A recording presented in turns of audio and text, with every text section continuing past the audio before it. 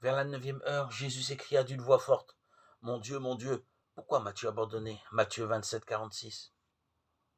3 croix sont dressées à Golgotha, hors des remparts de la ville de Jérusalem. Là, 3 suppliciés vont mourir. Soudain, une obscurité oppressante, surprenante, en plein midi, s'abat sur le pays. Des ténèbres tombent sur cette scène pendant 3 heures. Jésus sur la croix, chargé de nos péchés, subit le jugement du Dieu saint pour les expier. À la fin, un grand cri déchire l'obscurité. Mon Dieu, pourquoi m'as-tu abandonné » C'est le Fils bien-aimé de Dieu, celui qui avait toujours été en joie devant lui, qui prononce ces paroles. Ici, seul, abandonné par son Dieu. Il s'écrie pourtant, mon Dieu. Sublime appel face à un pourquoi insondable. Durant sa vie terrestre, Jésus a toujours parlé à Dieu en disant Père.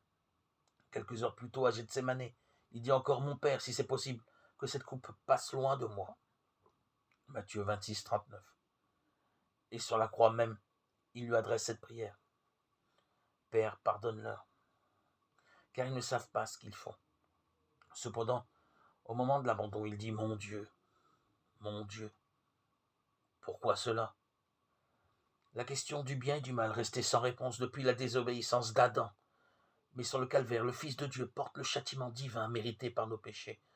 Les souffrances endurées durant sa vie n'effaçaient aucun péché. Lui, le compagnon de l'Éternel, devait être frappé par l'épée de la justice divine durant ces 3 heures ténébreuses.